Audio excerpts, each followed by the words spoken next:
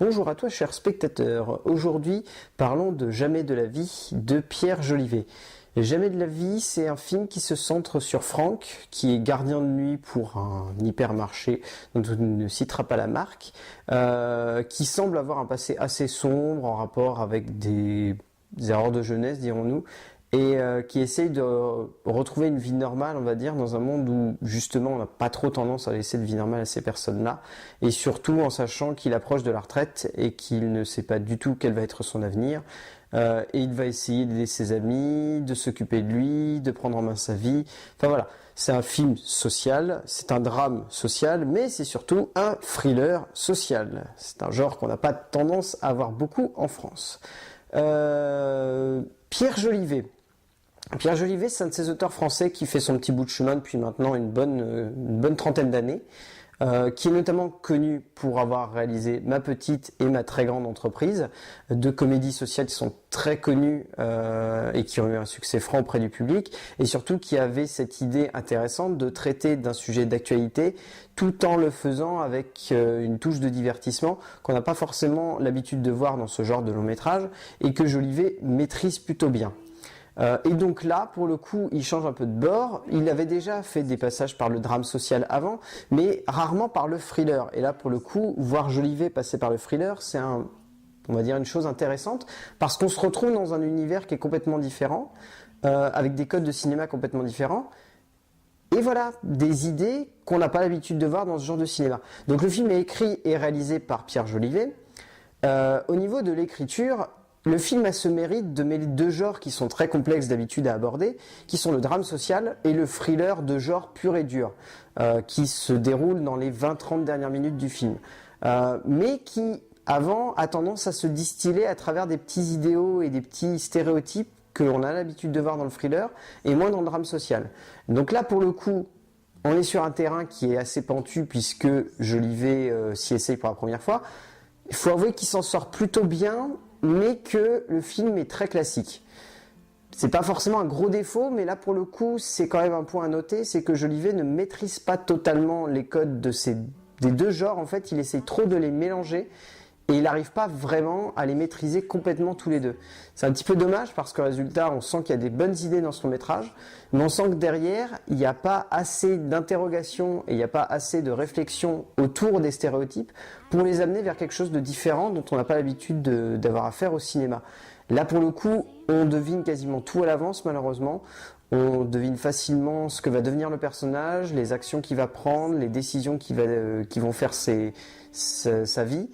Et malheureusement, ça pose problème parce qu'on n'arrive pas à se faire surprendre. On n'apprécie pas totalement l'idée de tout savoir à l'avance et de deviner comment le long métrage va se terminer. Il se finit bien pour le genre, mais voilà, on aurait aimé plus de surprises et c'est pas ce que Jolivet apporte franchement à son long métrage. Après, il y a une très jolie écriture au niveau des personnages, notamment du traitement des personnages secondaires, etc. Mais voilà, on est encore dans quelque chose que on connaît, qu'on a vu et revu, et dont on n'arrive pas à être surpris. Et c'est un petit peu dommage. Mais bon, voilà, ça reste un détail. Mais voilà, on aurait aimé se laisser surprendre un petit peu plus par ce film au niveau de l'écriture. Heureusement, la mise en scène aide beaucoup dans la direction opposée, puisque la mise en scène est inventive, la mise en scène est plutôt intelligente. Elle est assez fraîche de la part de Jolivet qui fait son petit chemin depuis 30 ans. C'est quand même surprenant. Mais sa mise en scène est fraîche, sa mise en scène est pop, sa mise en scène est souvent novatrice dans le genre, on va dire en France. Elle apporte beaucoup de force, il y a des très jolis jeux de lumière et il y a un très joli travail de recherche des décors pour créer une ambiance particulière au film, parce qu'on se sent dans la peau du personnage. Et cela, ça se ressent vraiment grâce à la mise en scène de Jolivet qui est intelligente de ce point de vue-là. Elle épouse le point de vue de Franck, elle apporte son soutien au personnage, elle nous conforte dans les choix qu'il fait et dans les idées qu'ils vont le mener jusqu'où il va arriver à la fin. Et voilà, c'est vraiment ça qui fait la force du film au niveau de la mise en scène. Et de ce point de vue-là, on peut reconnaître que Jolivet maîtrise son film. Après voilà, ça ressort pas vraiment des gonds, c'est quand même vu et revu. On sent les références assez old school de Jolivet, dans le sens où on a l'impression dans les 20-30 dernières minutes qu'il y a vraiment une espèce d'ambiance revenge movie, elle a Justicier dans la ville, ou dernièrement ressemblant un petit peu à The Equalizer. Et c'est assez intéressant. Mais voilà, c'est pas subtilement amené et c'est un petit peu dommage. Mais ça reste intéressant. Au niveau du casting, au niveau des rôles secondaires, on a Valérie Bonneton et Marc Zinga, deux acteurs qui sont très très bons et qui campent des personnages où ils en font peut-être un petit peu des caisses, mais où ça rend vraiment bien. Mais celui qu'on garde vraiment en tête, c'est Olivier Gourmet, à qui on confie enfin un vrai rôle central. Il l'avait déjà eu dans l'exercice de l'État, mais c'était moins imposant que là, parce que là, il porte réellement tout le film, et ça fait du bien de voir cet acteur-là porter tout un film, parce qu'il est excellent, il est vraiment bon, il arrive à nous faire ressentir énormément d'émotions, à jouer énormément avec les idées qu'on devrait avoir du personnage, et qu'on se fait facilement, et qui en fait sont totalement fausses. Et de ce point de vue-là, c'est vraiment intéressant, parce que son jeu fait vraiment l'essence même de l'immersion dans le film, et c'est vraiment bien de ce point de vue-là.